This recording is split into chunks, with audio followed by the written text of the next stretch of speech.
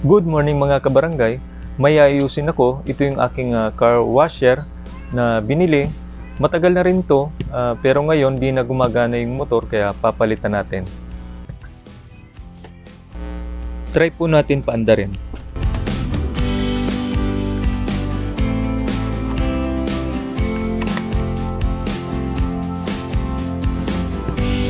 Yan po, di na gumagana.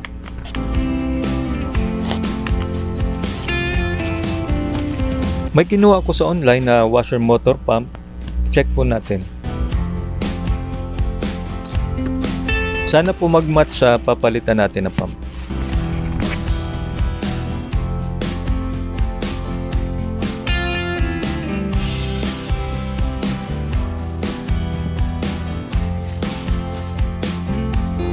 Ito na po yung motor. Ang kuha po natin ito nasa 264 kasama na po yung shipping fee. At sana po gumana.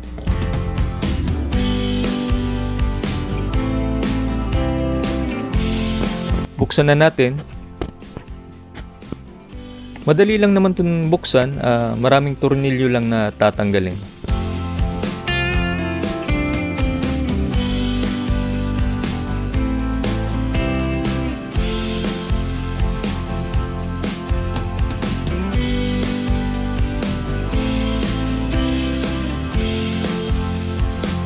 Plug and play lang po ito. Tandaan mo na lang yung wire kung saan mo tinanggal ang wire. Doon mo rin ibalik para same lang.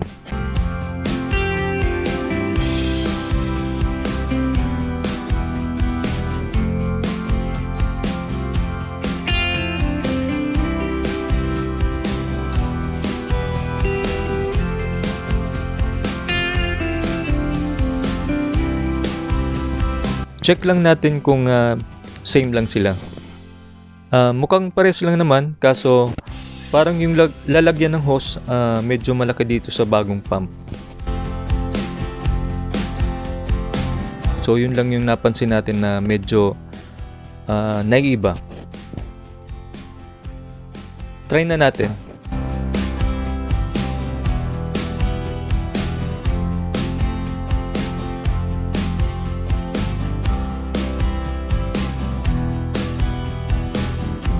Okay naman, nag-match.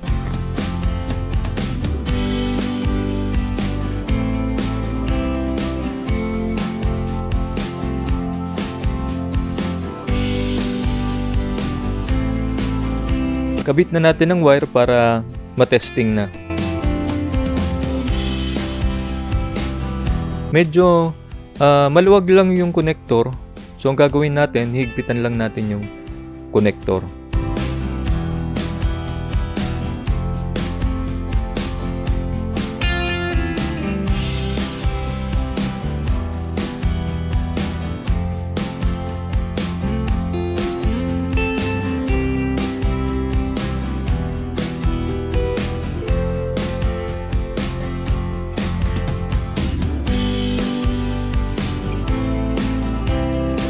Ibalik na po natin itong cover at mga tornilyo.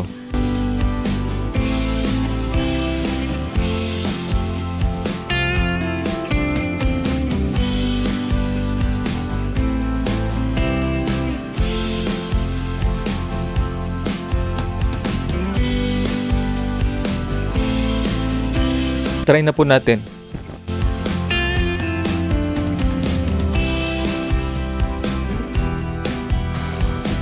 Okay na po at gumagana na po yung ating motor.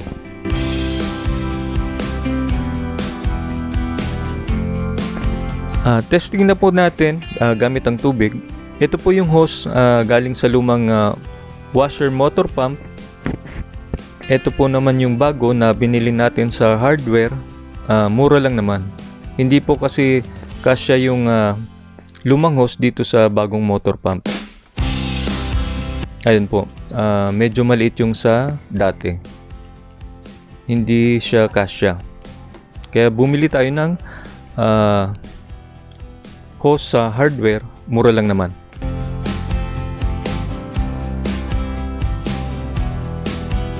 Subukan na po natin.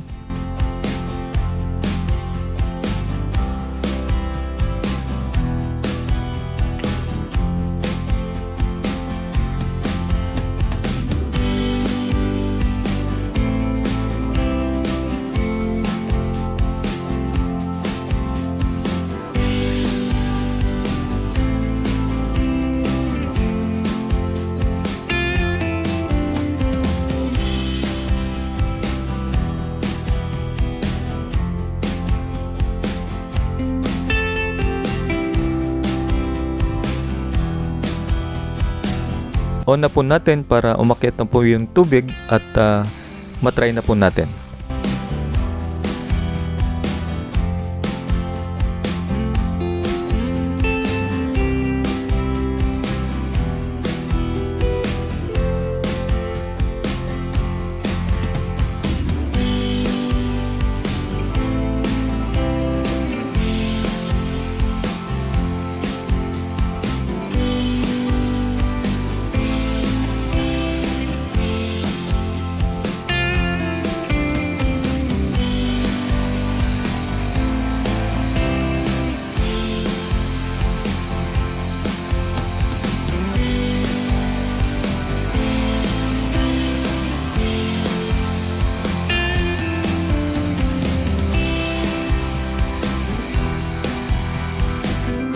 Ito po pala mga kabarangay yung item na ating pinalitan at kung gusto nyo pong tingnan o bumili ng item na to, ilalagay ko na lang po sa description box yung link ng item na to.